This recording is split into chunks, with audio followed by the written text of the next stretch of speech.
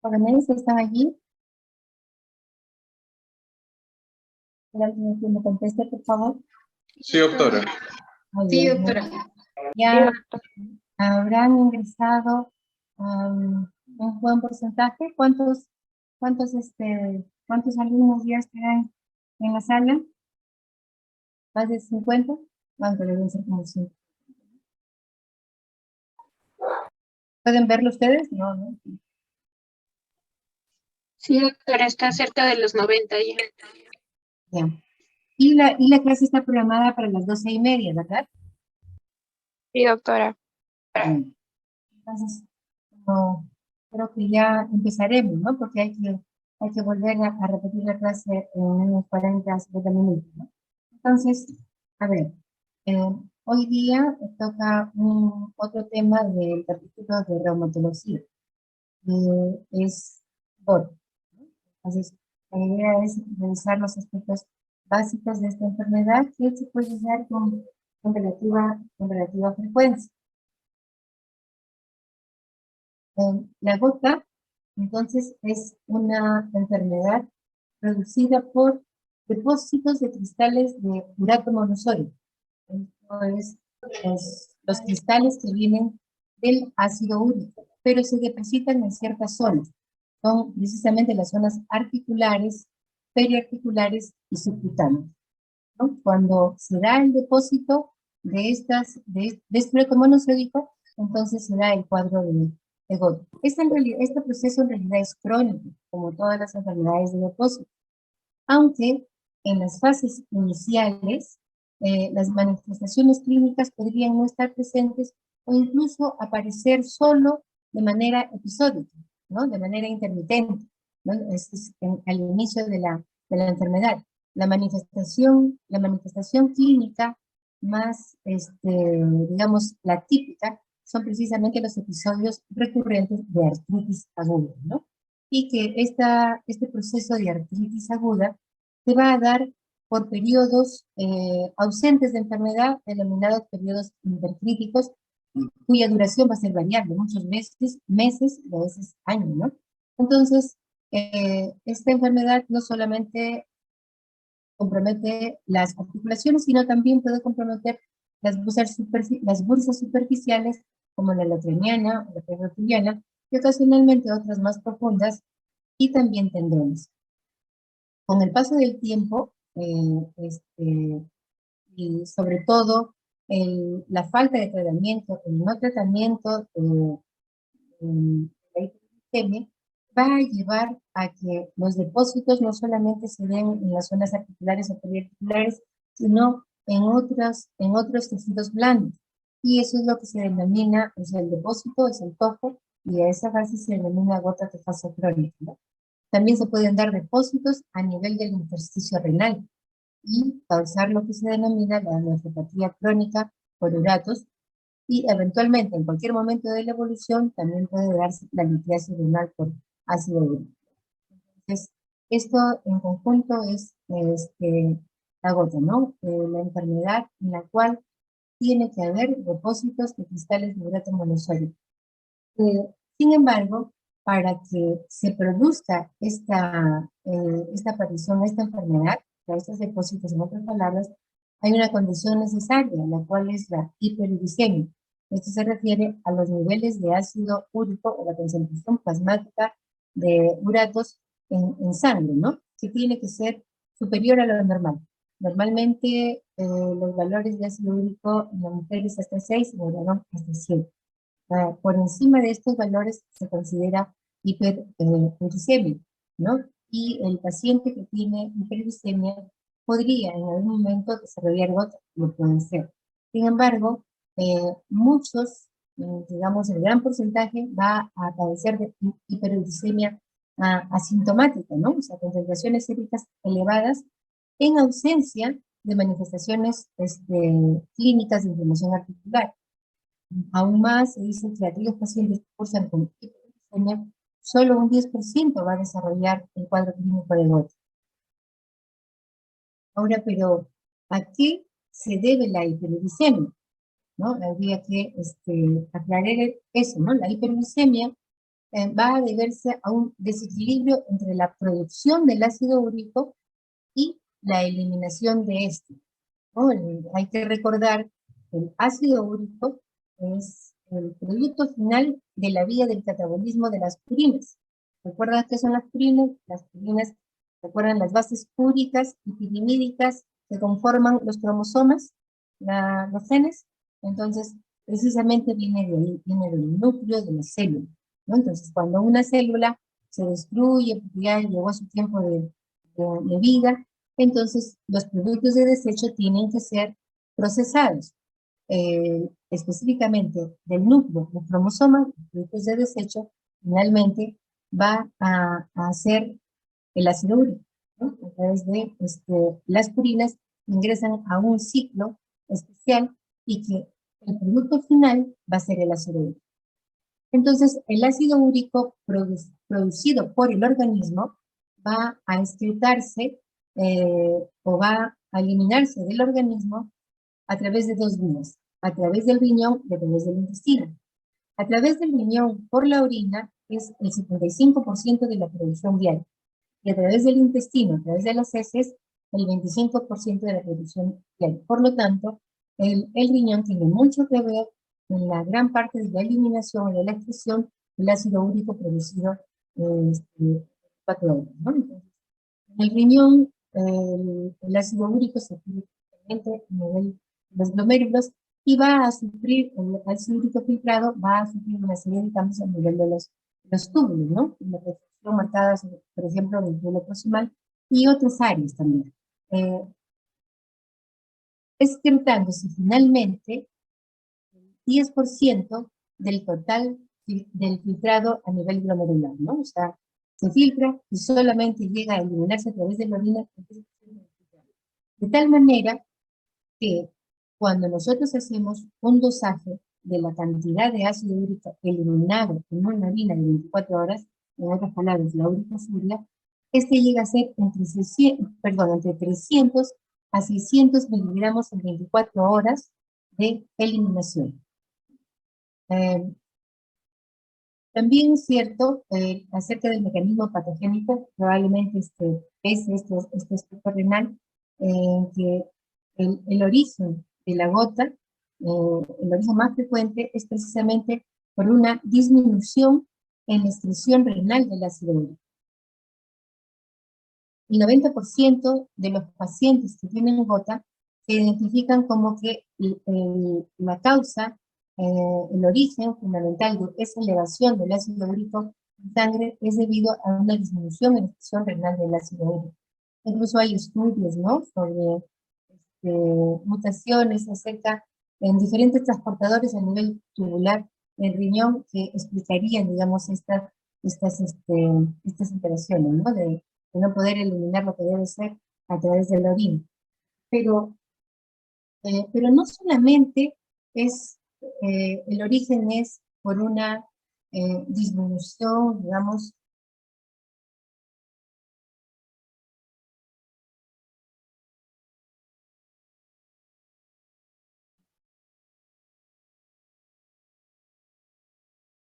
no solamente el origen de la hipoglicemia, secundariamente la gota, es por una disminución en la excreción renal, sino también,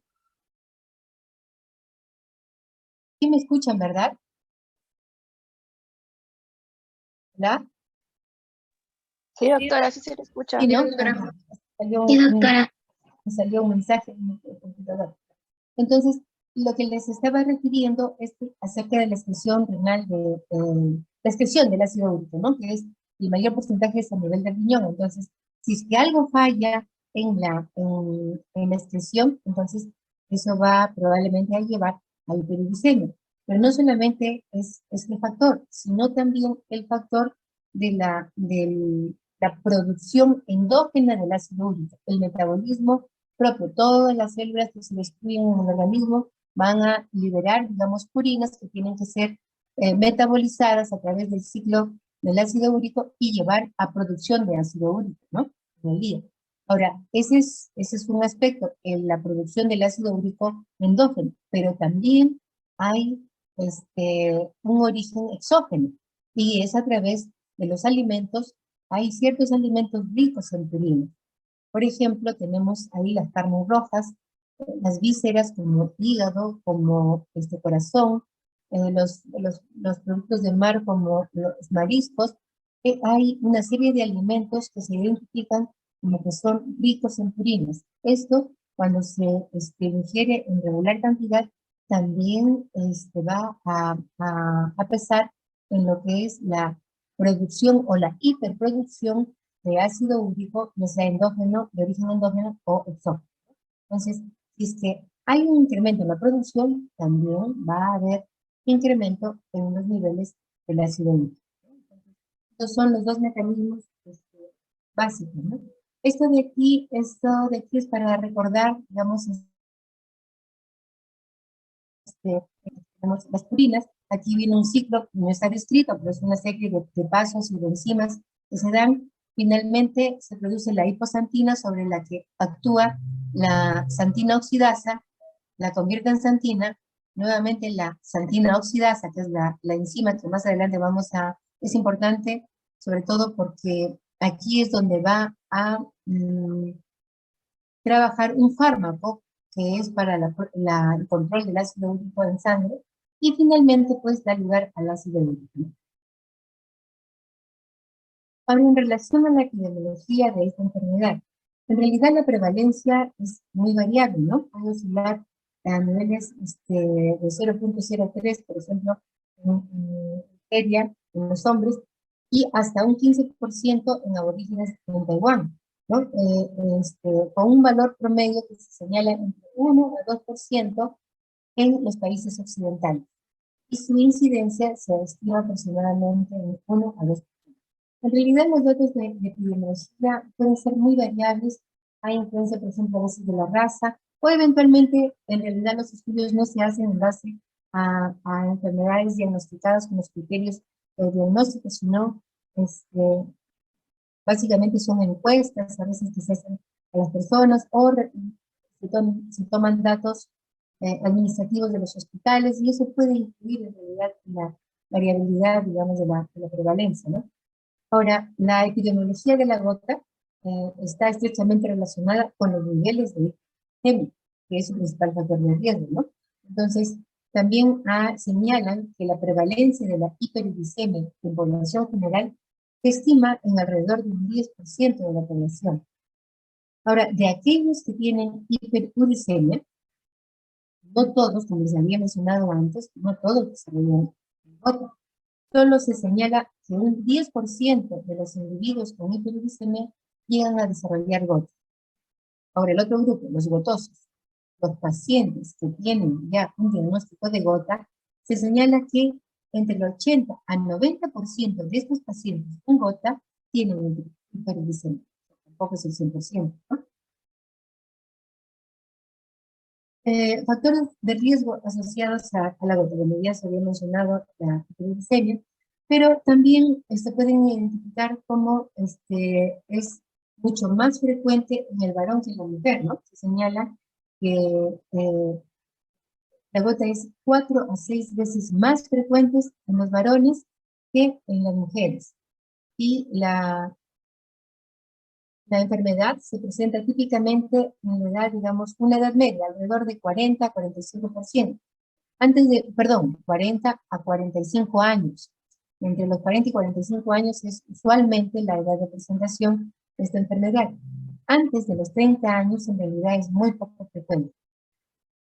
Las mujeres raramente presentan ataques de artritis gotosa antes de la menopausia. Entonces, cuando afecta a mujeres, usualmente es en la fase posmenopáusica, ¿no? Entonces, el prototipo de paciente sufre un primer episodio de gota, corresponde usualmente a un varón de alrededor entre 40 y 50 años de edad, generalmente con sobrepeso u obesidad y aficionado a la buena comida, con consumo habitual de alcohol, ¿no? Ese paciente podría ser típico que tiene varios factores de riesgo, además de probablemente de la hiperglicemia, ¿no? Y aquí tenemos Y aquí tenemos algunos factores de riesgo para resaltar, ¿no? En este cuadro. Señalan como de riesgo alto lo que ya se ha mencionado, dietas ricas en purinas de origen animal, lo que le mencionó, ¿no? Carne roja, vísceras, el alcohol. Sobre todo señalan la cerveza, que tiene puede producir, digamos, ya se ve pensando. Los diuréticos, sobre todo los diuréticos tiacídicos y los diuréticos de asa como el clozamida, por ejemplo, ¿no? La ciclosporina A, que es un inmunomodulador que se utiliza en los pacientes trasplantados. Estos factores han sido señalados como factores de riesgo alto. Y algunos cambios en algunos genes que van a codificar ciertos transportadores que tienen que ver con la excreción del ácido úrico, ¿no? Los de riesgo incierto se señala dietas ricas en purinas de origen vegetal, no está aclarado, la leche en polvo y otras alteraciones en cromosomas o polimorfismos de genes, o sea, alteraciones genéticas que tienen que ver con sobre todo con los transportadores. Y aquellos de posible factor protector, en realidad no aclarado del todo, pero se piensa que los lácteos podrían tener un factor protector para la hipoglicemia, las cerezas, la vitamina C, el mismo café, incluido el café descafeinado, ¿no? Son posibles.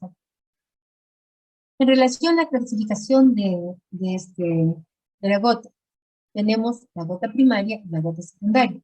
La gota primaria es la idiopática, cuyos mecanismos en realidad son desconocidos. La secundaria es la gota adquirida, usualmente secundaria a otros procesos. La gota primaria puede ser denominada gota metabólica primaria cuando el trastorno del metabolismo de las purinas, que es idiopático o hereditario, cursa con hiperproducción del ácido úrico, ¿no? Metabólica primaria cursa con hiperproducción de ácido úrico.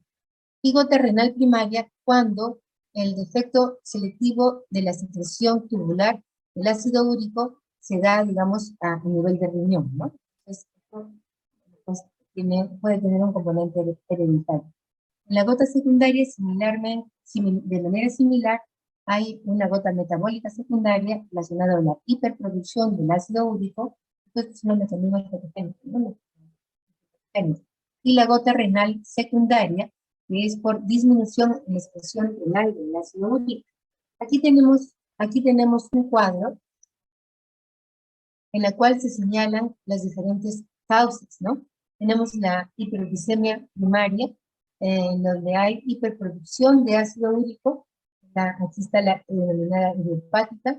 También se han identificado deficiencias de algunas enzimas, como la fosfodiesterasa, o el déficit de la isosantina o aminofosfatasa de manera parcial, se conoce como síndrome de Miller-Killen, o completo, se conoce como síndrome de Lesch-Nyhan. En realidad esto es muy frecuente, ¿no?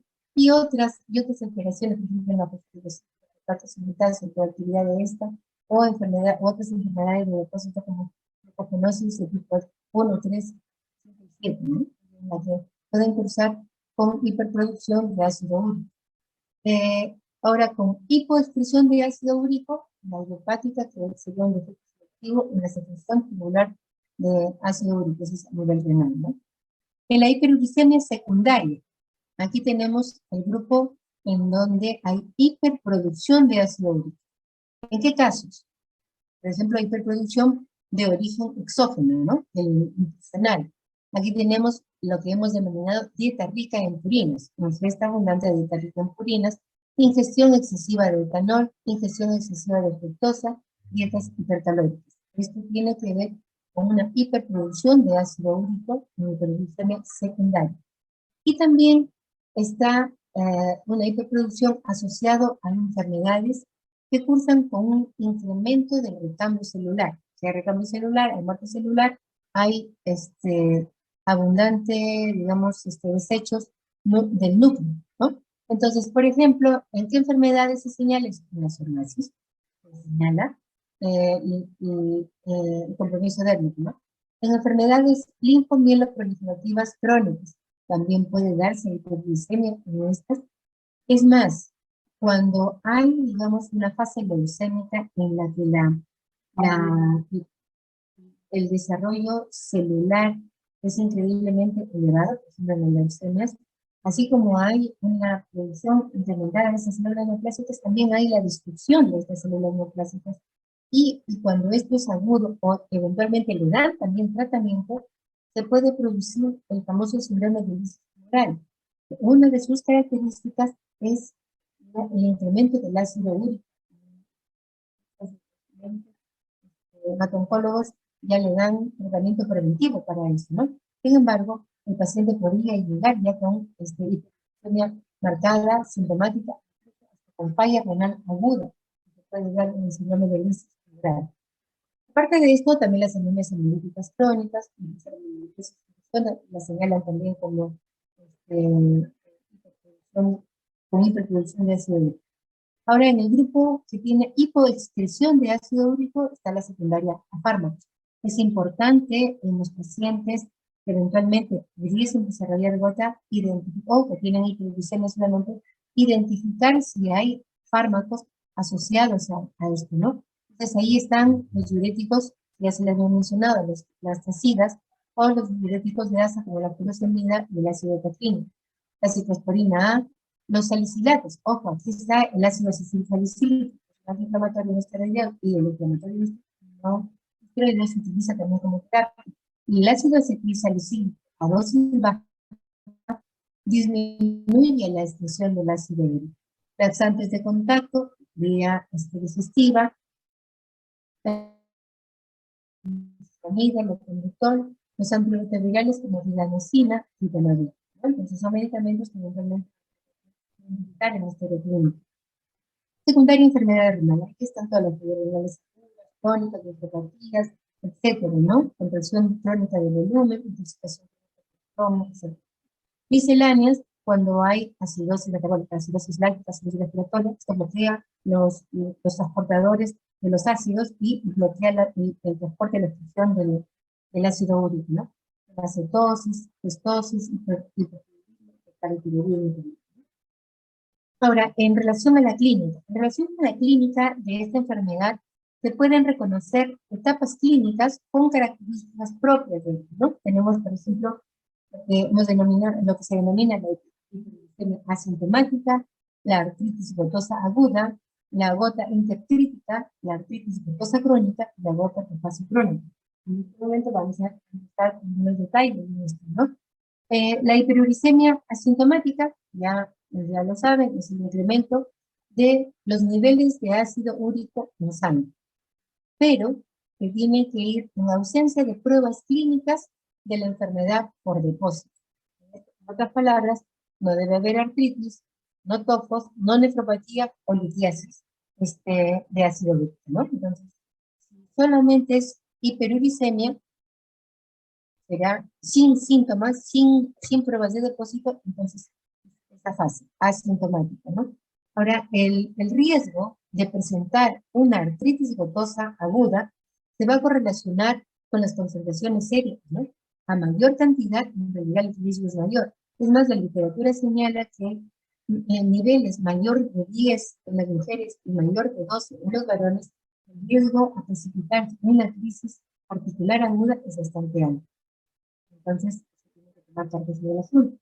Ahora, otro aspecto es que durante esta fase podría cursar también el paciente con hiperuricemia. Esto es la eliminación en mayor cantidad de ácido úrico diariamente, ¿no? De tal manera de que hay mayor riesgo a desarrollar litiasis renal y esta se correlaciona cuando la eliminación en la orina de 24 horas de ácido úrico es mayor a 1000 miligramos por día, ¿no? Entonces, cuando hay esta cantidad a más, la posibilidad de desarrollar litiasis está presente. La otra fase es la artritis gotosa aguda, que en realidad viene a ser la manifestación primaria de la gota. Una crisis articular que característicamente es muy dolorosa y de inicio agudo. El paciente típico, ya habíamos mencionado, un varón, saben, 80-90% de los varones, un varón edad madura, alrededor de los 40, 45 años de edad, o también en ancianos que no tienen antecedentes y que cursaron con hiperuricemia asintomática probablemente por más de 20 años. Y podría también ser una mujer postmenopáusica, ¿no? ¿no? Pero ya saben que lo más frecuente es varón.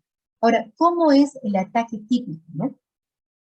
Típicamente es de compromiso monoarticular, solo una articulación comprometida. Usualmente, ¿qué articulación? Articulaciones en extremidades inferiores.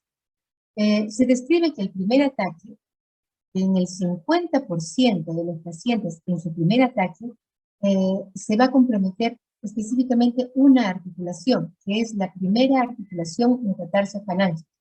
Cuando se da este cuadro, se denomina podagra, es este precisamente de la fotografía, ¿no? La primera articulación metatarsofalángea se presenta, digamos, el compromiso de artritis, ¿no? Una podada. Esta suele suceder durante la noche. En realidad tienen que haber, hay algunos aspectos en relación a la solubilidad de los uratos, ¿no? O sea, que se precipiten como, como cristales. Hay algunos factores físicos y algunos factores químicos. Algunos factores físicos como la temperatura, por ejemplo. Por eso que se suele dar en la noche, por eso que se da en extremidades, porque la temperatura de las extremidades es diferente a la temperatura central. Entonces, la temperatura, o a veces después de trauma, ¿no? En la cual puede haber un proceso inflamatorio y cambios en el pH, por ejemplo, ¿no? Eso tiene que ver con la solubilidad y eventualmente el depósito como cristales de ácido úrico en forma de urato monosódico. Ahora, este compromiso característicamente evoluciona rápidamente con eritema, tumefacción, hipersensibilidad y calor articular. Incluso la inflamación es tan intensa y puede excederse a tejidos adyacentes, a tejidos blandos adyacentes, semejar otras patologías, ¿no? Que nos hacen pensar. Por ejemplo, acá en la fotografía, no solamente el enrojecimiento está en la misma articulación, sino también en el tejido a nivel del dorso, en la cual uno podría pensar, ¿y no será una celulitis? Por ejemplo, ¿no? Una celulitis. Acompañado a esta crisis puede haber fiebre también, ¿no?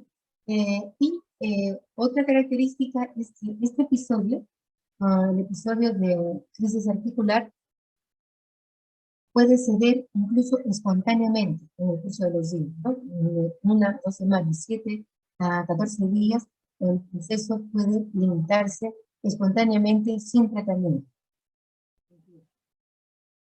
Entonces, el ataque articular de gota se debe pues al depósito de estos cristales en forma de agujas a nivel de la articulación. Estos cristales depositados en las articulaciones van a dar lugar a una reacción inflamatoria. Por un lado, son fagocitados por los monocitos, que son las células presentadoras, y estos van a dar lugar a la producción de una serie de citoquinas proinflamatorios, como la interleuquina 1, la 6, la 8, el factor de necrosis tumoral. Y esto a su vez va a reclutar los neutrófilos, llevando a la sinetaxis de estos, a la articulación, y estos neutrófilos van a empezar a fagocitar los cristales en cantidad.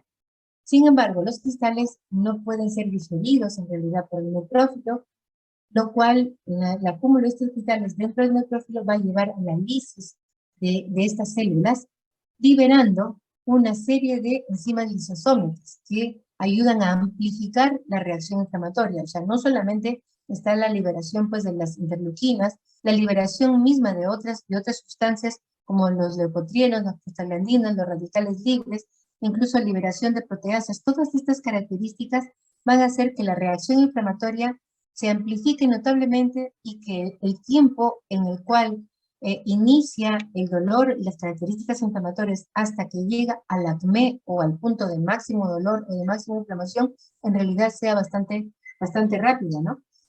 A veces en horas o menos de 24 horas, ¿no?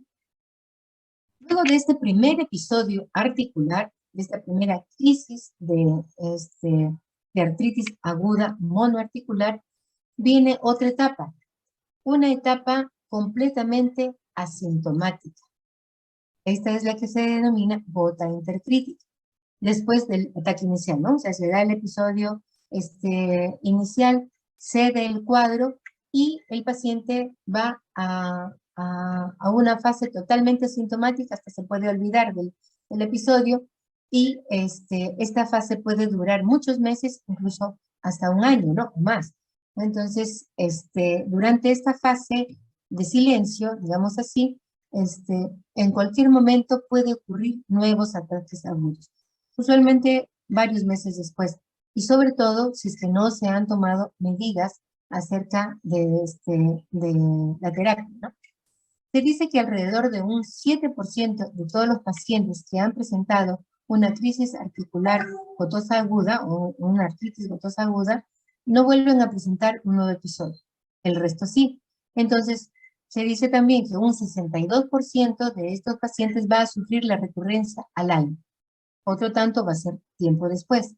Entonces, después, con el tiempo, al ir repitiéndose estas recurrencias, que puede ser al año, a los 2 años, un episodio, luego de 2 años, 3 años, otro episodio, y así va pasando el tiempo.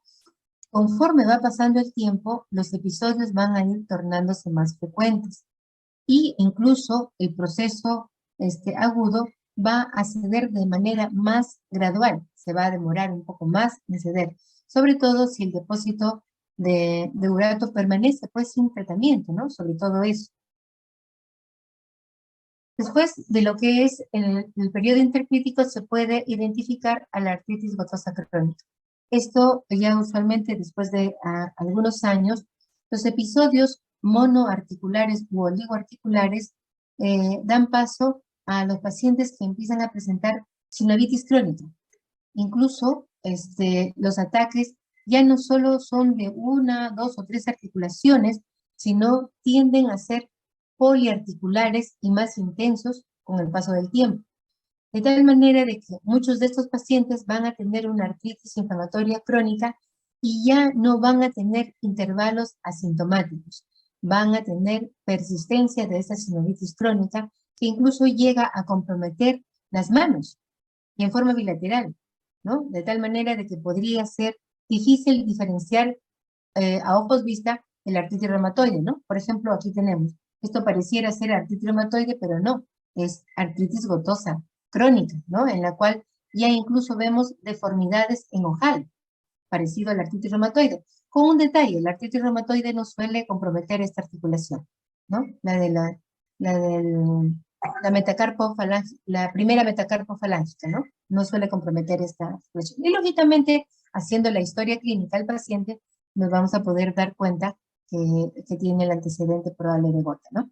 Entonces, cuando ya se da la artritis gotosa crónica, a esta sinovitis crónica ya es muchísimo más frecuente los depósitos tofáceos, ¿no? Y se identifica en la otra etapa, la última etapa, que es la gota tofácea crónica, ¿no?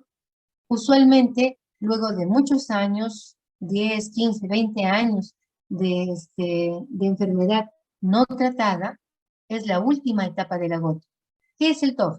Es un cúmulo de masas de cristales de urato rodeadas de células inflamatorias y fibrosis variable, ¿no? Y que van a tender a presentarse en áreas de menos temperatura, lo cual, en un momento le había mencionado, disminuye la solubilidad de los cristales, ¿no? Hay localizaciones típicas, por ejemplo, a nivel de la oreja, ¿no? En la zona del hélix de la oreja, también en superficies de articulaciones y hueso subcondral, también puede darse los depósitos allí, y también en superficies extensoras, como por ejemplo aquí tenemos el codo, específicamente en la bolsa del olecrano, o en tendones, como acá, por ejemplo el tendón de Aquiles o el tendón infrarotiliano, ¿no? En esta foto es en el tendón de Aquiles, ¿no? Entonces, ya es una fase avanzada, sin tratamiento, sin manejo adecuado o sin respuesta de repente a la terapia, ¿no? Ahora, ¿qué exámenes de laboratorio podemos solicitar para orientar más el diagnóstico? ¿No? Tenemos, por ejemplo, los niveles de ácido úrico en sangre. Ustedes, bueno, en realidad no son diagnósticos, ya habíamos mencionado que incluso pacientes con gota establecida podrían no tener niveles altos de ácido úrico. Sí, es lo más frecuente que se encuentren elevados, pero no en el 100%. También se puede solicitar la excreción renal de ácido úrico en orina de 24 horas. Esto para hacer la, para hacer la aproximación de la causa que origina la hiperuricemia. Si el ácido úrico en orina de 24 horas, nosotros sabemos que es entre 300 a 600 miligramos, y tenemos un paciente con hiperuricemia, le dosamos y nos sale que está en 800, entonces el riñón está bien, puede excretar adecuadamente. Por lo tanto, el origen es hiperproducción. Ahora, si tenemos a este paciente con hiperuricemia, que le dosamos el ácido úrico en orina 24 horas y nos sale alrededor de 400 o tal vez menos de 300, entonces decimos que el problema es renal. Entonces, es problema en la disminución de la excreción. Acuérdense que esta última causa es en realidad la más frecuente, ¿no? También se puede evaluar los reactantes de fase aguda, como proteinasa reactiva, como velocidad de sedimentación, al igual que el hemograma completo, en el cual puede haber leucocitosis, y la prueba de oro, la identificación de los cristales de urato monosódico, ya sea en el líquido articular o en el material tofáceo. Para esto tenemos que hacer una artrocentesis, tomar una muestra del líquido articular y enviarlo al estudio. El líquido articular tiene características normales y en el paciente con gota va a haber una celularidad muy incrementada, de 2000 para arriba y tan elevado que puede llegar incluso hasta 50.000, perdón, 50.000 células, ¿no? Y esto característicamente va a hacer que cambie las características macroscópicas del líquido, ¿no? De tal manera, cuando uno punza una articulación con artritis gotosa, podría ser que obtenga un líquido muy turbio que nos hace recordar a un líquido de características purulentas. Y uno podría pensar que es una artritis séptica. Ojo, puede haber una asociación de una artritis gotosa aguda con artritis séptica, sí puede haber. Por lo tanto, debemos hacer todo el estudio del líquido articular con sus características celulares, bioquímicas, microbiológicas y de cristales definitivamente. Se deben solicitar estudios de cristales, ¿no? El laboratorio puede identificar si son cristales de ácido úrico u otro tipo de cristales.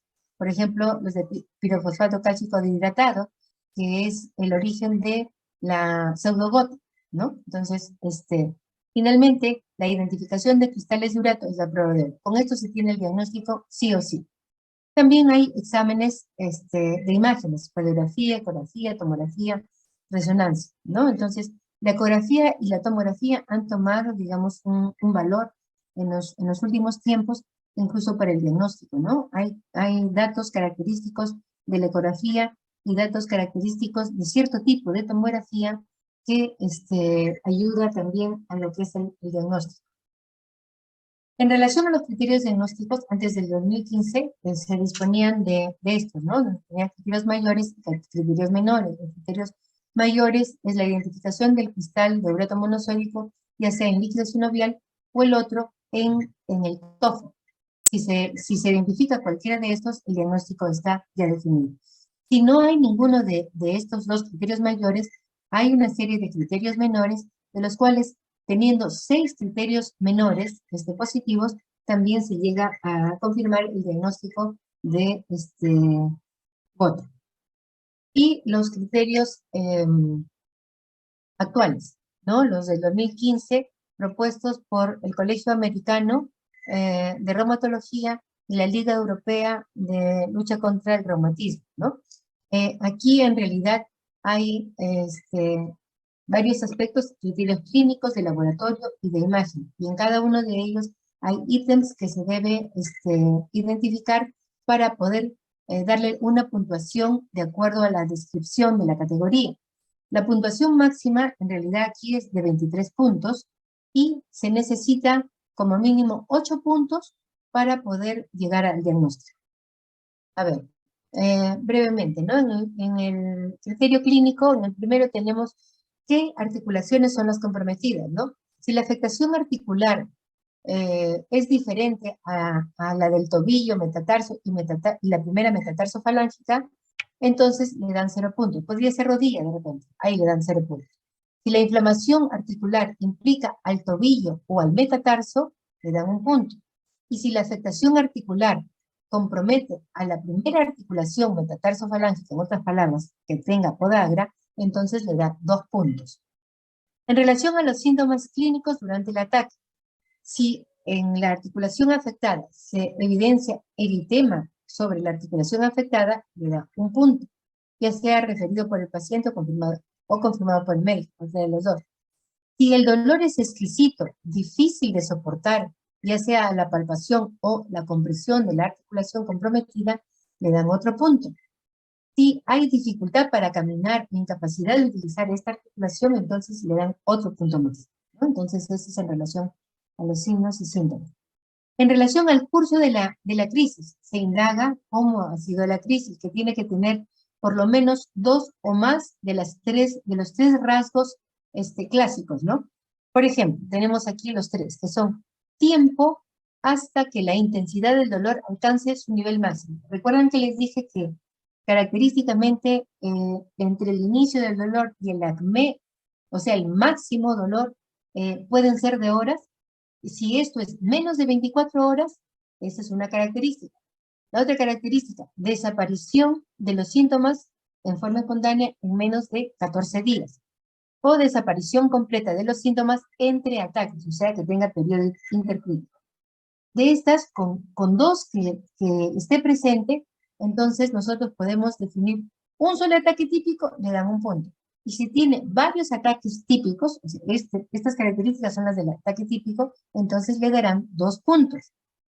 Y si hay presencia de nódulos gotosos, entonces también, si es ausente, será 0, y si hay presente, le darán 4 puntos. En relación al laboratorio, la concentración sérica de ácido úrico. Si es muy baja, menos de 4, le quita 4 puntos, menos 4 a la puntuación ya identificada. Y de ahí siguen los niveles, de acuerdo a los niveles, le da una puntuación, llegando a un punto de 10 o más de ácido úrico en sangre, en la cual le va a otorgar 4 puntos. Si eventualmente se identifica el cristal, ya sea en la articulación o en una bursa, entonces también va a puntuar. Si se envió a estudio, pero no se llegó a identificar, le quita 2 puntos. Si eventualmente no se realizó el estudio por X motivo, es 0 de puntuación. Y si se logró identificar en el estudio, aquí ya no le da punto. Aquí le da definitivamente el diagnóstico bien definido, ¿no? Y los criterios de imágenes que se utilizan para identificar cristales de urato en una articulación es la ecografía, con el signo del doble contorno en la ecografía, y también identificación en la tomografía de doble fuente, ¿no? Entonces, esos son los criterios diagnósticos actuales. Ahora, en relación al tratamiento, el no farmacológico, bueno, ahí hay varias medidas a tomar. Tenemos que el paciente debe perder peso si hay obesidad o hay sobrepeso, debe consumir una dieta baja en purinas, debe evitar el consumo de alcohol y tabaco, sobre todo el de la cerveza, debe haber un incremento de la actividad física que va a ayudar a la pérdida de peso, y con frecuencia verificar la existencia de otras enfermedades que se asocian a la gota, ¿no? Por ejemplo, la insuficiencia renal, que puede darse asociada a gota, cardiopatía isquémica, insuficiencia cardíaca, ACV, hipertensión arterial, diabetes, etc., ¿no? Tienen que vigilarse. Y en relación al tratamiento farmacológico, ya que me parece que esta es la última, tenemos, según la fase en la que estemos, si estamos frente a un ataque monoarticular, a un ataque agudo de gota, usualmente monoarticular, entonces disponemos de antiinflamatorios no esteroideos o de colchicina o de glucocorticoide. Los antiinflamatorios no esteroideos usualmente se utilizan en la fase aguda a dosis alta, a dosis tope. Aquí clásicamente se proponía la indometacina, dosis usual es 25 cada 8 horas, o sea, 75 miligramos, pero la dosis tope es 150 miligramos. Por lo tanto, se daría la dosis tope de indometacina. Pero no solo indometacina, puede utilizarse cualquier otro antiinflamatorio en este video, por ejemplo, naproxeno, etcétera, ¿no? O los antiinflamatorios tipo COX-2 también se pueden utilizar, pero siempre a dosis alta. Ojo, siempre valorando la función renal, ¿no? Se va a utilizar dosis alta. También disponemos de colchicina, que durante la crisis articular, la colchicina debe ser utilizada también a dosis alta. La dosis promedio usual de colchicina es de 0,5 a 1 miligramo y la dosis tope es 4 miligramos. Y se debe utilizar en un paciente en el cual tenga gota 1 miligramo de colchicina, a la hora se le da 0,5 miligramos más y a las 12 horas nuevamente 0,5 miligramos. Y se observa si es que hay respuesta de control de la inflamación de la articulación o eventualmente síntomas de secundarios, efectos secundarios del exceso de colchicina, que son los síntomas gastrointestinales. De no tener síntomas gastrointestinales y aún continuar, al día siguiente se le da nuevamente 1 miligramo cada 12 horas. De tal manera que en 2 días puede eventualmente proveerse, si es que tolera el paciente, los 4 miligramos y observar la respuesta, ¿no? Si eventualmente el paciente no puede consumir AINES o no tampoco tolera la colchicina, tenemos también los glucocorticoides que pueden ser colocados como infiltración intraarticular, lógicamente corroborando que no haya proceso infeccioso en la articulación, que algunas veces pueden coincidir, ¿no? Entonces, se administra intraarticularmente y el proceso inflamatorio cede en forma, digamos, pronta. Sí, eventual, sobre todo en caso monoarticular, pero podría ser que esté en el caso de que sea poliarticular o que el compromiso articular no sea accesible fácilmente a una inyección intraarticular. Entonces se le puede también dar vía oral, ¿no? 30 a 35 miligramos de prednisona durante algunos días puede controlar el compromiso poliarticular. Eso de allí es un medicamento, son los medicamentos que se utilizan durante la crisis de artritis aguda. Ahora, luego tenemos que ver qué hacemos durante el periodo intercrítico, en la cual el paciente está libre de síntomas. Tenemos que hacer el control respectivo del ácido úrico. Para eso se utilizan los hipouricemiantes. También hay otros medicamentos que son úricos, pero ya no se utilizan de manera tan regular, ¿no? Entonces, son los hipouricemiantes los que se van a utilizar. Aquí a la cabeza tenemos el allopurinol, que es un medicamento bastante conocido, utilizado ya más de 60 años en la farmacopea, y este medicamento es un inhibidor de la xantina oxidasa, con el cuidado que no debe ser utilizado durante una crisis aguda. Ojo, se tiene incluso que esperar de 2 a 4 semanas después de haberse controlado el episodio de inflamación articular.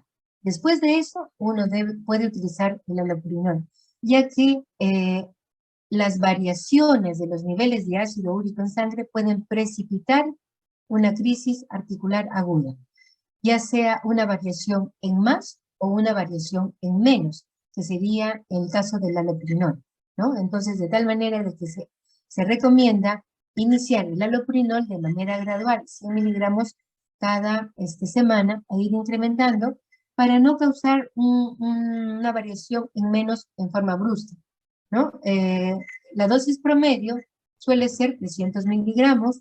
El paciente con falla renal tiene que utilizar menos, 100, máximo 200 miligramos, pero la dosis promedio es 300. Y algunos pacientes que no responden o que no se llega a hacer el control objetivo del ácido úrico, que llega a ser 5 a 6 miligramos, o sea, el paciente debe mantener sus niveles de ácido úrico entre 5 y 6 miligramos máximo, entonces puede elevarse la dosis máxima incluso hasta 800, algunas literaturas dicen hasta 900, incluso miligramos de allopurinol. También hay otro hipouricemiante, que es el febuxostat, que sí hay en el Perú, pero es mucho más caro. La literatura dice de que es de 10 a 15 veces más caro que el allopurinol básico, ¿no? Entonces, este medicamento es un inhibidor selectivo de ambas isoformas de la xantina oxidasa. Recuerden que les puse una figura donde está, digamos, la vía del ácido úrico que termina con hiposantina y santina, ahí están la santina oxidasa, ¿no? Inhibe la santina oxidasa, pero ambas sí se forman. Este medicamento se utiliza con una dosis promedio de 80 miligramos por día y puede elevarse incluso hasta 120 miligramos, ¿no? Debe evitarse también el uso en ciertas enfermedades como cardiopatía isquémica, insuficiencia cardíaca y enfermedad renal avanzada, ¿no? Bueno, hasta aquí nomás les he traído. Esto sería todo. No sé si tienen alguna pregunta.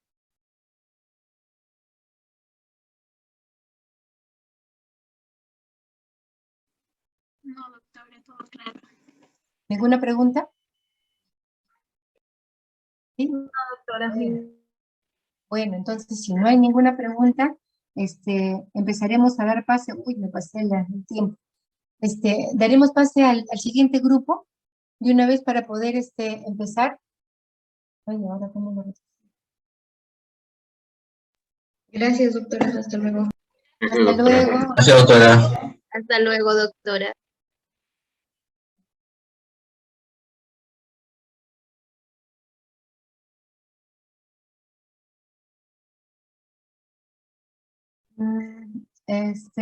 A ver, mientras van saliendo y entrando, solo un par de minutos porque ya me pasé la hora. A ver dónde está. Voy nuevamente compartiendo la pantalla. E iniciaremos, pues, ¿no? Si no nos quedamos... Doctora, disculpe, Hola. buenas tardes. ¿Podría aceptar a mis compañeros? Están en sala de espera. Por eso hay tan ¿Ah, sí? poquitos estudiantes. Ah, espérate, ¿cómo hago? Admitir. Ah, ya, yo pensé que alguno de los alumnos lo hacía, pero ya les di admitir. Hay 93. Sí. ¿Ya? Gracias, doctora. Ya le di admitir. Ay, ahora, ¿cómo? Esperen.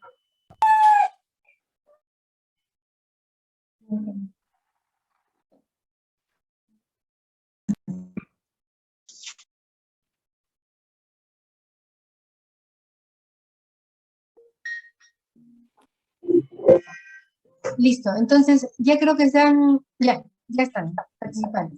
Entonces, hoy día vamos a revisar lo que es otro tema del capítulo de reumatología, lo que es gota, ¿no? La gota en realidad es una enfermedad producida por depósitos de cristales de urato monosódico. Esto proviene del ácido úrico cuando se ha sedimentado como cristales, y específicamente en determinadas zonas, que son las zonas articulares, periarticulares y subcutáneas. En realidad, esta enfermedad es un proceso crónico, como lo son todas las enfermedades de depósito, aunque en las fases iniciales podría estar, digamos, las manifestaciones ausentes o aparecer únicamente en forma intermitente, ¿no? Y el paciente considerar que solamente fue un solo episodio. En realidad, la enfermedad es crónica. La manifestación típica son los episodios recurrentes de artritis aguda, ¿no? Y que estos procesos de artritis aguda van a estar separados por periodos libres de síntomas, que es el denominado periodo intercrítico. La duración del periodo intercrítico en realidad va a ser variable, podría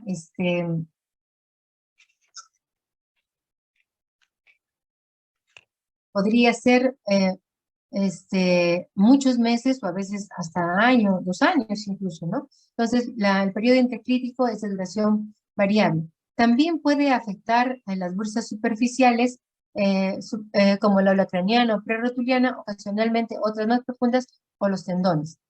Ahora, con el paso del tiempo, de los años, se va a observar que estos depósitos de cristales también se van a dar en tejido conjuntivo fuera de las articulaciones, el que se va a denominar gotatofasia crónica, ¿no?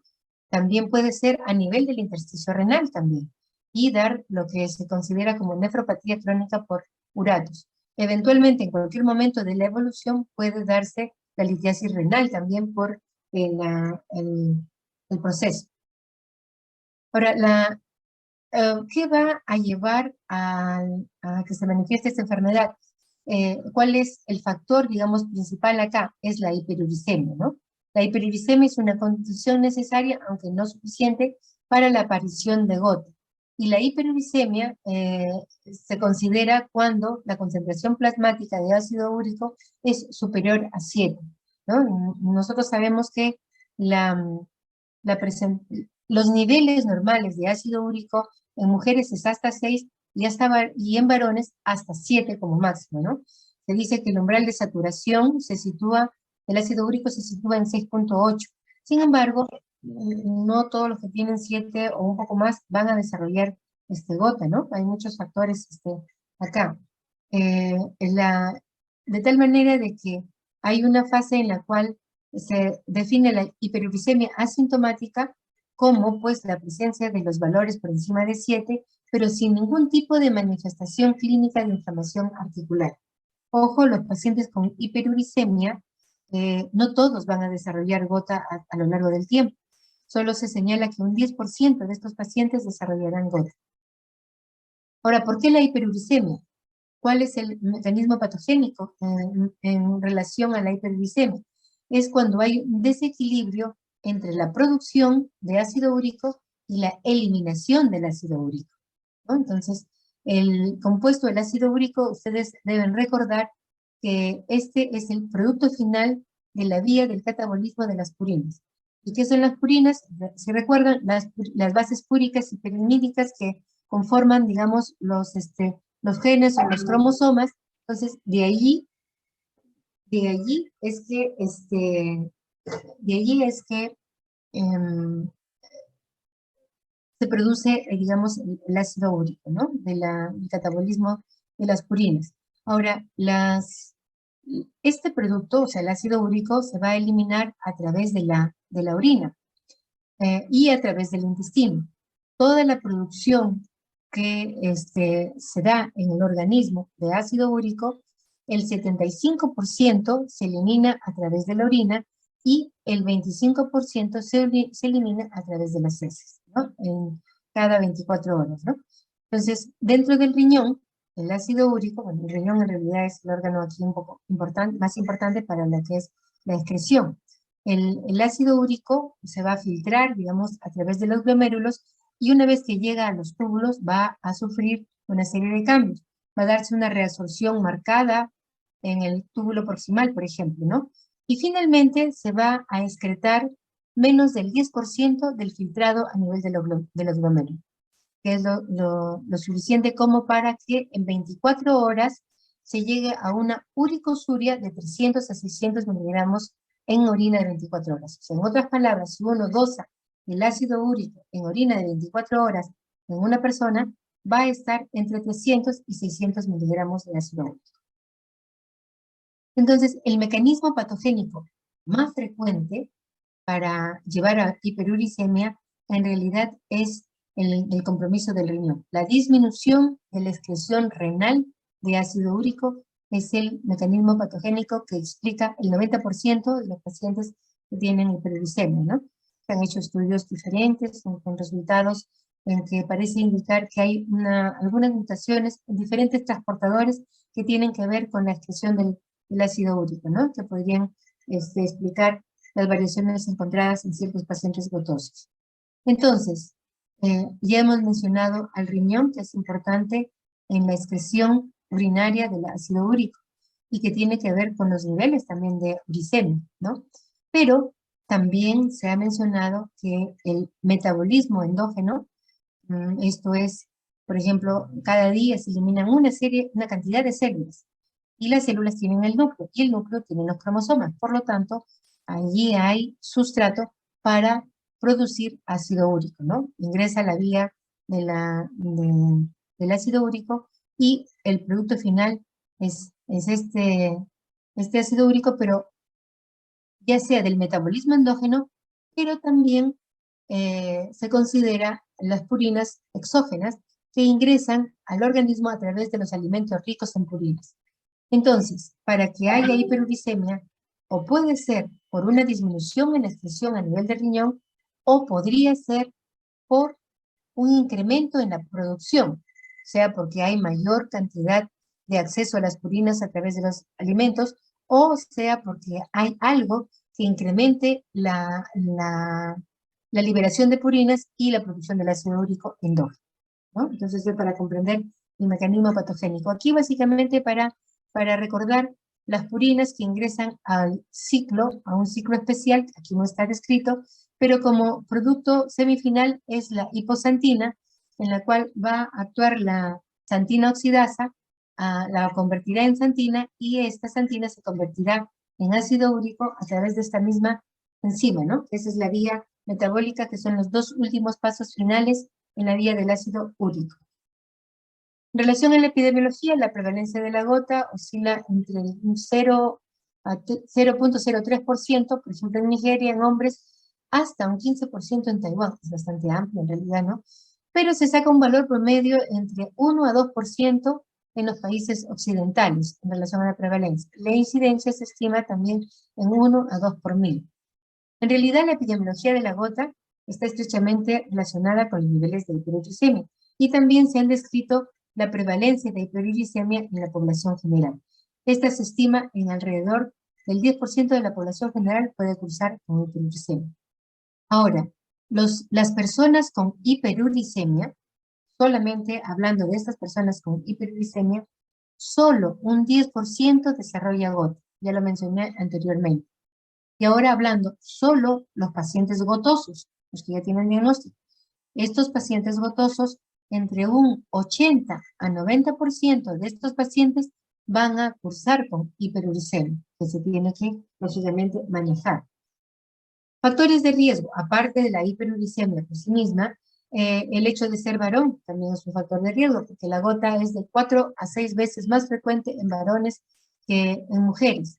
Típicamente también puede ir avanzando con la edad, pero la edad de presentación suele ser una edad media, alrededor de 40 a 45 años de edad.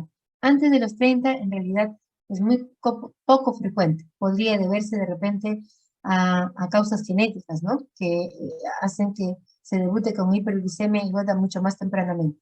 Y que son escasos, son pocos los casos, ¿no?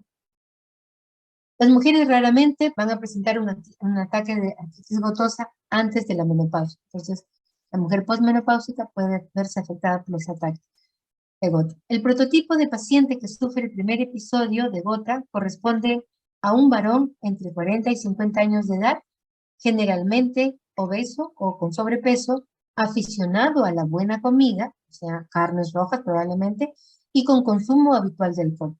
Estos factores se han señalado, pues, como factores de riesgo de la gota. Aquí está, ¿no? Riesgo alto: dietas ricas en purinas de origen animal. Ya mencioné, carnes rojas, vísceras como hígado, corazón, mariscos, etcétera. El consumo de alcohol, consumo de fármacos como diuréticos, por ejemplo, diuréticos de asa, diuréticos acídicos, la ciclosporina A, que es un inmunomodulador utilizado en el mantenimiento del injerto de los trasplantados, y algunos cambios genéticos que se pueden dar para la codificación de los transportadores que tienen que ver con la expresión del ácido úrico a nivel de riñón. De riesgo incierto: dietas ricas en purinas de origen vegetal. Estas en realidad no se señalan mucho como de riesgo, pero las catalogan acá como riesgo incierto. Leche en polvo y algunas alteraciones de regiones de ciertos cromosomas que también tienen que ver con la eliminación del ácido úrico. Posibles factores protectores, posibles, no están en realidad comprobados al 100%. Habla de los lácteos, de las cerezas, de la vitamina C, del café, incluido el descafeinado, y algunos otros cambios a nivel genético, ¿no?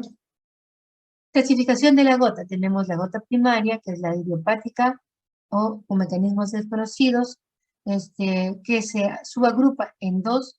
La primaria, metabólica primaria, que tiene que ver con hiperproducción de ácido úrico, y renal primaria, que tiene que ver con la alteración a nivel en la excreción, o sea, un defecto selectivo en la excreción tubular.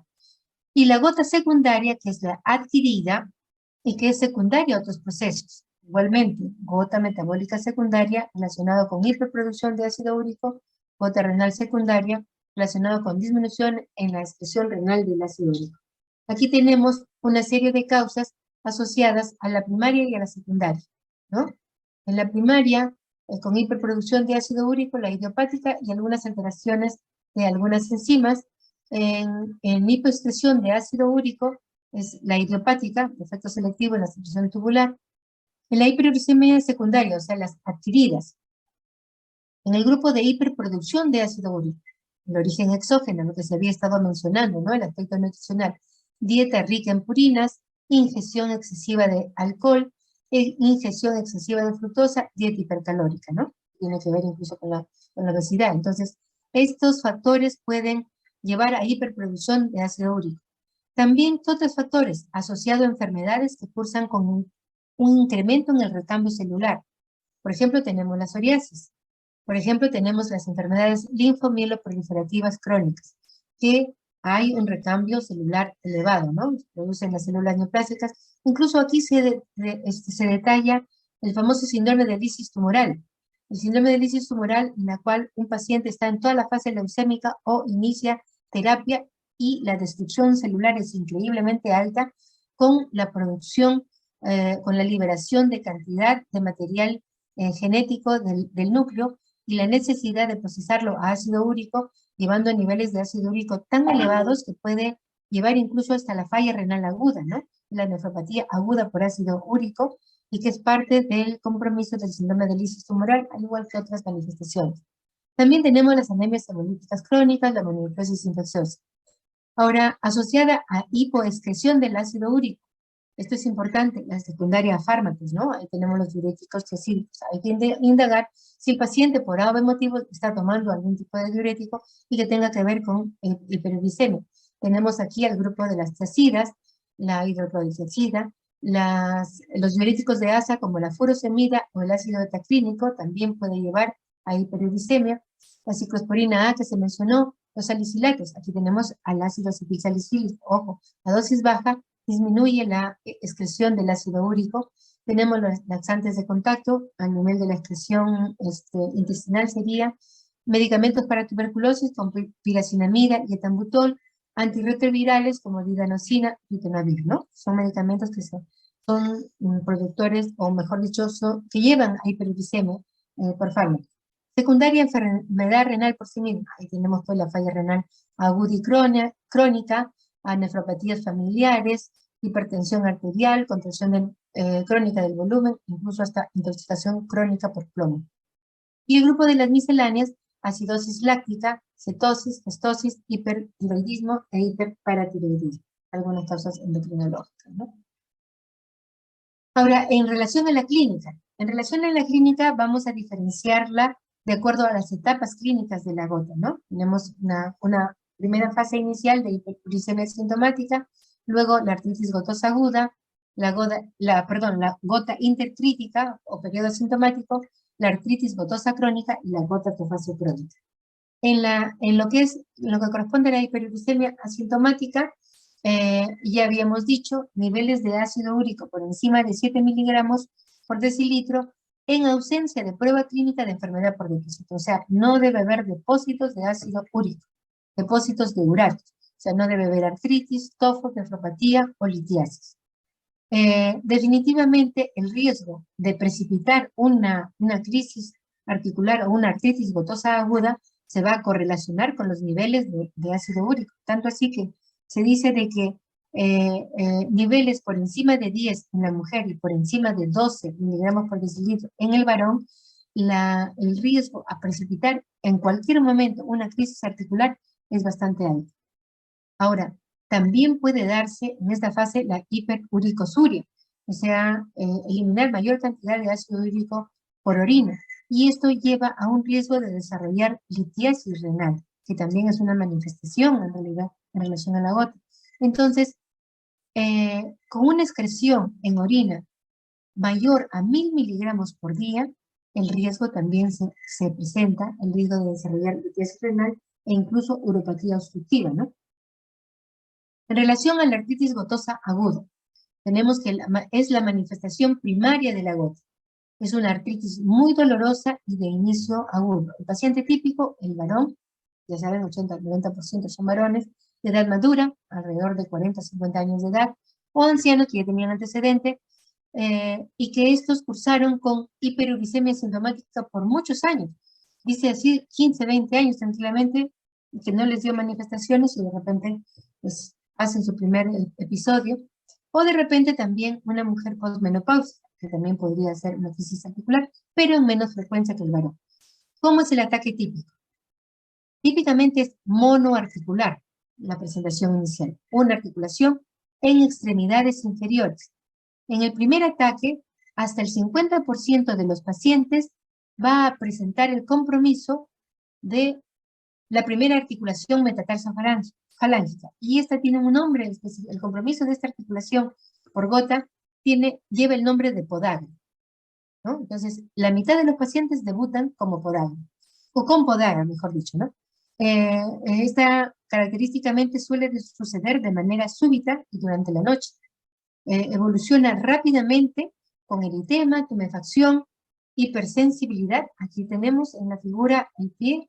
Esta es la primera articulación metatarso-falángica, en este caso sería podagra, y va a manifestar las características clásicas e intensas de la inflamación, ¿no? Calor, rubor, tumefacción y dolor exquisito. Y no solo eso, sino que la inflamación puede ser tan intensa que puede extenderse a tejidos blandos vecinos, dándonos la idea de que podría eventualmente ser una celulitis, ¿no? Entonces es un diferencial, flebitis o celulitis, ¿no? Característicamente, entre el inicio del dolor y el acme del dolor, o sea, el punto máximo de la inflamación, pueden pasar horas, o sea, es muy corto el tiempo, ¿no? Menos de 24 horas incluso, ¿no? Puede haber fiebre durante una crisis aguda, una artritis aguda, gotosa, y otra cosa que se señala es que el episodio puede incluso ceder de manera espontánea en 1 a 2 semanas. 7 a 14 días, el paciente sin tratamiento le puede ceder. Entonces, el ataque agudo de gota, la artritis aguda, se da precisamente por los depósitos de ácido úrico como cristales de urato monosódico que característicamente tienen formas de aguja, son micro, ¿no? O sea, microscópicos, son en forma de aguja y se depositan en la articulación llevando a las características clásicas de la inflamación. Pero, ¿qué pasa con estos cristales a nivel de la articulación? Bueno, pues la célula presentadora, que es el monocito, va a hacer la fagocitosis inicial y de allí va a producir una serie de citoquinas inflamatorias como interleuquina 1, 6, 8, factor de necrosis tumoral, sustancias que a la vez van a reclutar los neutrófilos hacia la zona inflamada, o sea, va a dar la quimiotaxis de neutrófilos, y estos neutrófilos en cantidad van a empezar a fagocitarse a los cristales. Estos cristales no se disuelven dentro de los neutrófilos, y esto lleva a la lisis abundante de neutrófilos, liberando enzimas lisosómicas en mucha mayor cantidad. Entonces, no solo tenemos la liberación de las citoquinas, la proliferación de los neutrófilos, la liberación de las enzimas lisosómicas, la liberación de leucotrienos, prostaglandinas, radicales libres por las mismas células, la liberación de proteasas, son una serie de características que van amplificando la reacción inflamatoria y que de alguna manera explican la velocidad con la que se instala el proceso, ¿no? Tanto así que puede darse en horas, durante la noche. El paciente puede de repente acostarse con un poquito de molestias y pasada la madrugada donde hay más frío, menor temperatura, fácilmente se da el evento muy intenso. Tan intenso que el dolor no deja que ni siquiera una sábana le pongan encima de la articulación afectada, en este caso el pie, ¿no? La otra fase es la gota intercrítica, que es el periodo libre completamente de síntomas y que sigue después del ataque inicial. Después del ataque inicial, ya sea manejado o no, el paciente entra a una fase completamente libre. El pie está lindo ahí, sin ningún tipo de manifestación, ¿no? Hasta que en algún momento más adelante, que pueden ser meses o años, se da un nuevo ataque. Entonces, toda esa fase es el periodo intercrítico. Se dice que alrededor del 7% de los pacientes nunca vuelven a presentar otro nuevo episodio. La mayor parte sí, ¿no? El 62% sufre la recurrencia dentro del siguiente año. El paciente se mantiene completamente sintomático y al año un nuevo episodio. Y con el tiempo, con el paso de los años, van a ir repitiendo los episodios agudos, pero ya con el tiempo se van a hacer más frecuentes. E incluso el hecho de ceder ya va a ser en forma mucho más gradual, se va a ir demorando más en ceder. Más sobre todo si los depósitos de urato persisten sin tratamiento, ¿no? Por eso es importante hacer el diagnóstico inicial y dar la terapia específica, ¿no? Con el paso de los años, el compromiso articular ya no es monoarticular, sino se empieza a volver luego oligoarticular e incluso poliarticular. Y si el compromiso es poliarticular, llega a comprometer ya no solamente miembros inferiores, sino los miembros superiores, y ahí están las manos. Llega a ser incluso poliarticular de pequeñas articulaciones de las manos y que a veces, pues, a ojos vista, nos hace parecer que podría ser artritis reumatoide, ¿no? Por ejemplo, esta foto es de un compromiso poliarticular gotoso, que incluso ha dado deformidad, ¿no? La deformidad enmojada, parecido a la artritis reumatoide, pero con la diferencia que no compromete, en la artritis reumatoide no se compromete esta primera articulación metacarpofalángica, ¿no? La del dedo pulgar, no se ve comprometida. Acá cualquiera de ellas se puede ver comprometida. Y con el tiempo, la sinovitis entonces se vuelve crónica y se establece de manera permanente, de tal manera que ya no se ven intervalos asintomáticos. Intervalos libres de síntomas ya no se ven. Estamos hablando de un paciente en el cual probablemente ha pasado 15 a 20 años de evolución. Allí ya se empiezan a evidenciar los depósitos tofáceos, ¿no? Dando lugar a la gota tofácea crónica, en la que se asocia pues con el compromiso de sinovitis crónica también. ¿Qué es un tofo, no? ¿Qué es un tofo? El tofo es un cúmulo de masas de cristales de urato rodeadas de células inflamatorias y de fibrosis variable, ¿no? Tienden a presentarse sobre todo en zonas de menos temperaturas, ¿no? La temperatura ya les había mencionado, disminuye la solubilidad de los cristales. No solamente los cambios físicos como la temperatura, sino algunos cambios químicos como el cambio del pH, por ejemplo. A veces los traumas, algún trauma que provoca algún proceso inflamatorio, traumático, y que puede dar algún pequeño cambio de pH, puede dar lugar a precipitar una crisis gotosa aguda, ¿no?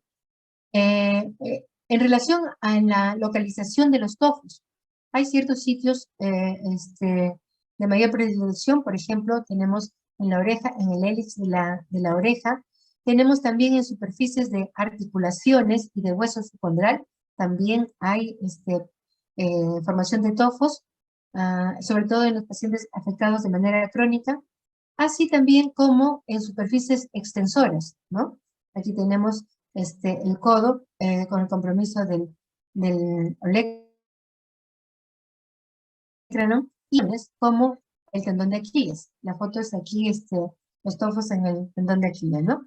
Entonces, estas son las características, las diferentes características clínicas de acuerdo a la fase la fase evolutiva de la gota.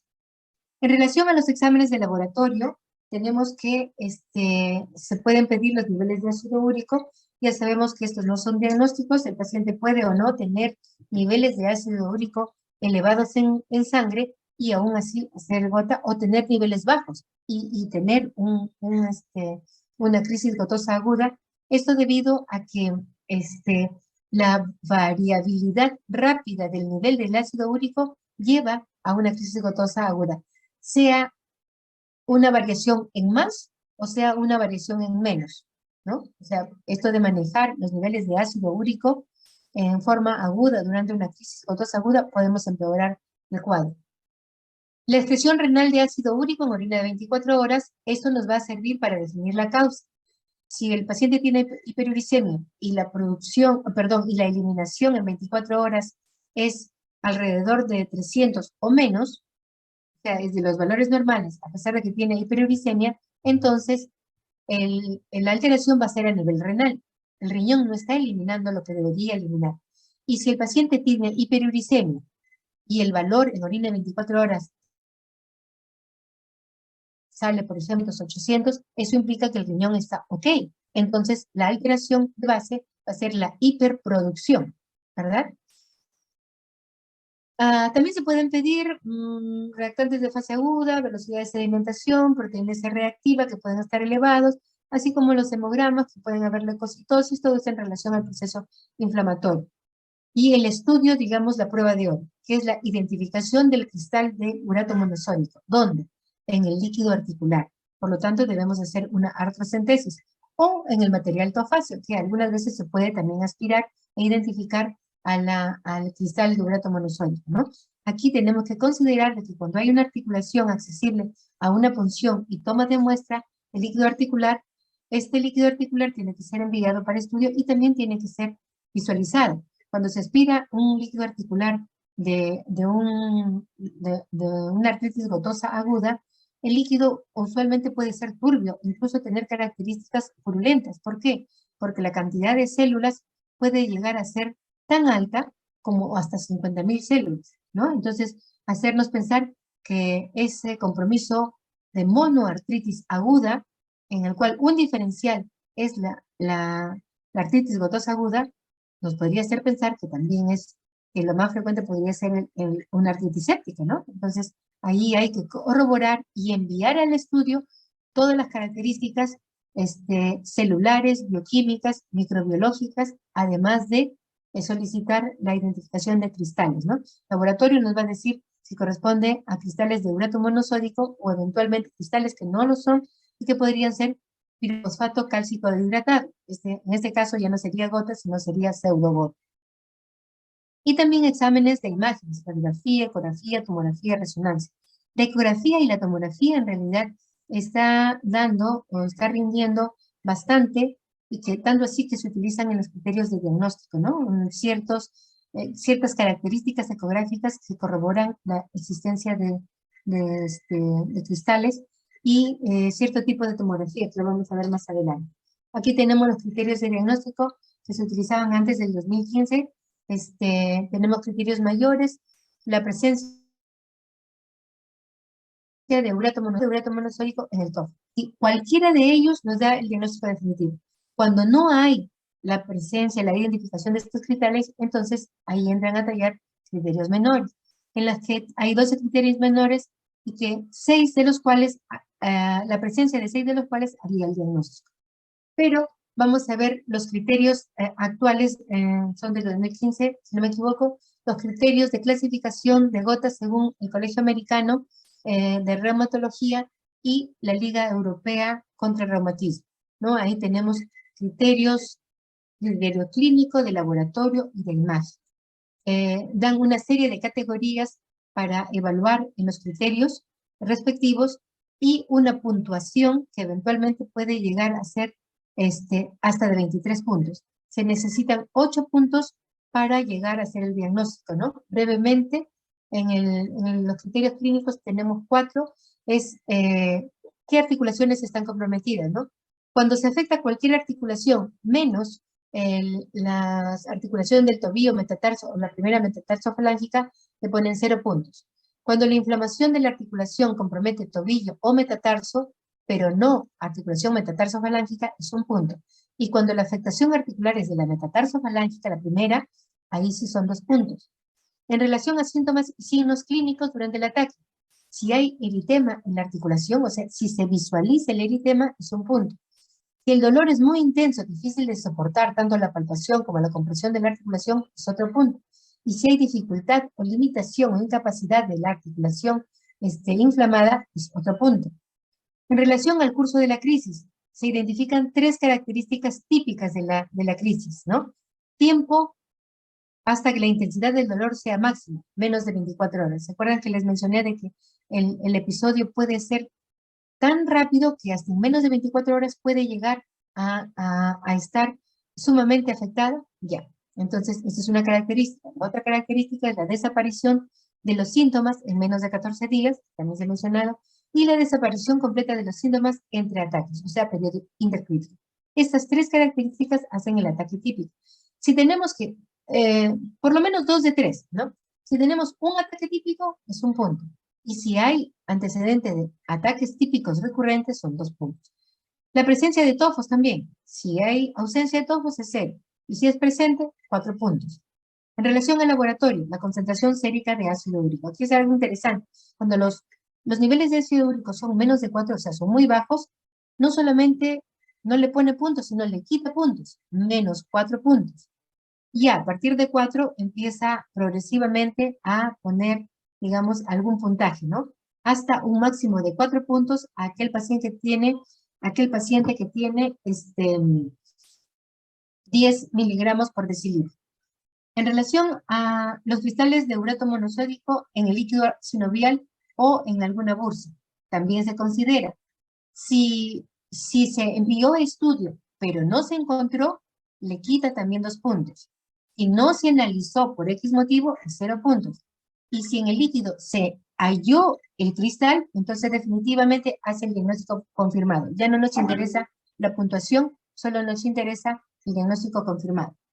Y las imágenes también. Ahí le mencioné la ecografía con el signo del doble contorno. La tomografía de doble fuente es una tomografía especial, tomografía de doble fuente, para poder corroborar los cristales en la articulación por imagen, ¿no? Esto es último. Entonces, estos son los criterios de diagnóstico. En relación al tratamiento no farmacológico, ay, disculpen que estoy corriendo porque no me vayan a cortar.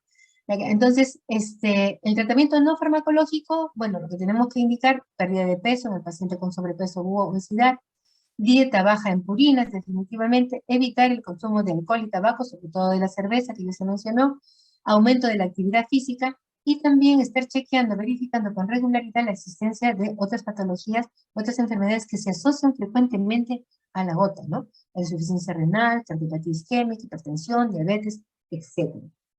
Y en relación al tratamiento farmacológico, aquí sí va a depender de lo que vamos a tratar. Si estamos frente a una artritis gotosa aguda, a una monoartritis gotosa aguda, por ejemplo, tenemos en consideración a los antiinflamatorios no esteroideos, a la colchicina y a los glucocorticoides. Cualquiera de ellos se puede utilizar.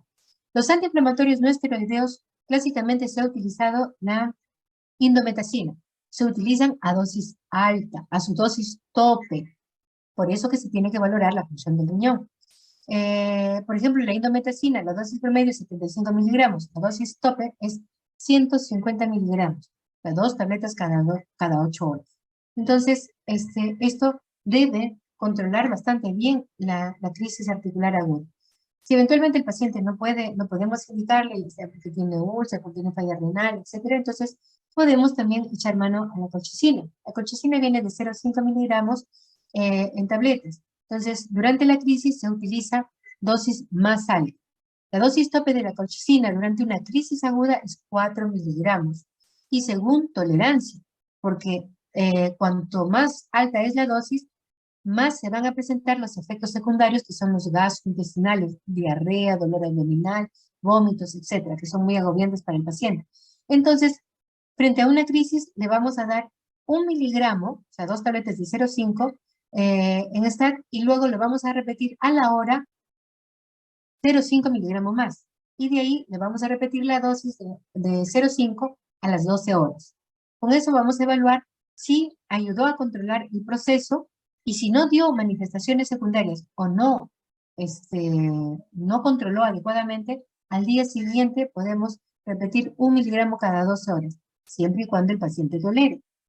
Si el paciente eventualmente no tolera y sigue con el proceso, entonces tenemos que echar mano a los glucocorticoides. Los glucocorticoides tienen la facilidad de que se pueden utilizar intralesionalmente, o sea, las famosas infiltraciones con corticoides en la articulación. Lógicamente, articulaciones accesibles y básicamente compromiso monoarticular, porque imagínense si es poliarticular, vamos a terminar inyectándole un montón de corticoides, ¿no? Entonces la idea no es esa, ¿no? Si es monoarticular, articulación accesible, tranquilamente podemos colocarlo intraarticular.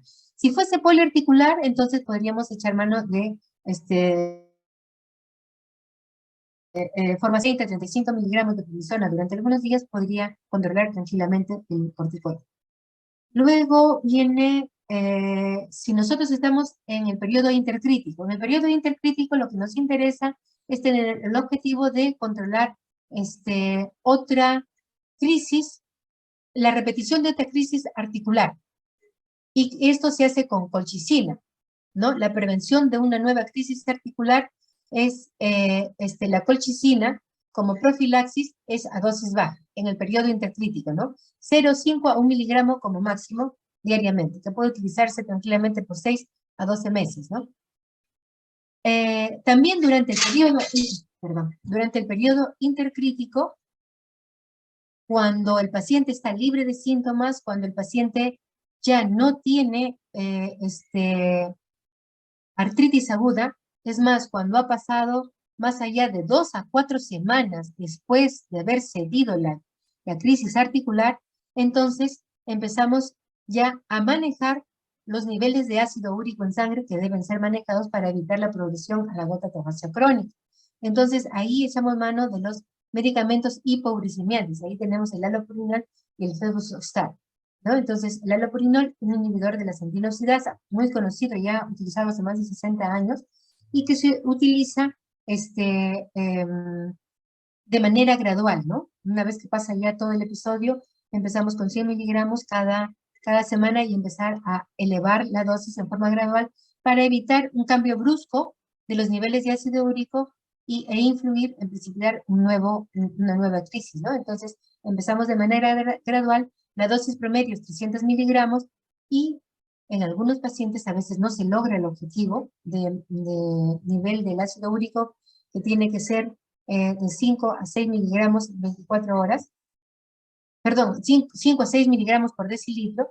Entonces la dosis de allopurinol tiene que ir incrementándose tan alto como 800, incluso hasta 900 miligramos según alguna literatura, ¿no? Entonces, el objetivo de manejo con allopurinol es mantener los niveles de ácido úrico por debajo de 6, ¿no? Y el febuxostat, que también es un inhibidor de santina oxidasa, pero ya es un inhibidor selectivo de ambas isoformas de la santina oxidasa. Es de metabolismo hepático y debe evitar su uso en ciertas situaciones como enfermedad renal crónica, etc. Enfermedad renal crónica avanzada. La dosis promedio es de 80 miligramos hasta 120 miligramos por día incluso, ¿no? También hay otros medicamentos que son los úricos, pero no se utilizan mucho. Uno, o porque tenemos fácilmente acceso al allopurinol, y otro porque la mayor cantidad de casos en realidad es de causa renal, ¿no? Entonces, ahí en realidad también se presenta un limitante. Entonces, estos medicamentos antes del advenimiento del allopurinol en realidad se utilizaban con más frecuencia, ahora ya prácticamente casi no se utiliza. Entonces, bueno, esto es todo lo que les he traído hasta en la clase. No sé si hay alguna pregunta, alguna duda.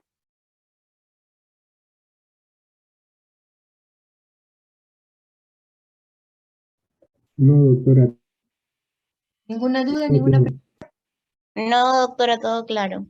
Ah, ya, perfecto. Ojalá les haya servido para su repaso. Y entonces nos despediremos, pues. Vayan a almorzar. Buen Gracias. provecho. Buen Gracias, provecho. doctora. Cuidado con las purinas y la gota. Cuidado con el exceso. Ok. Hasta luego, entonces, chicos. Hasta luego.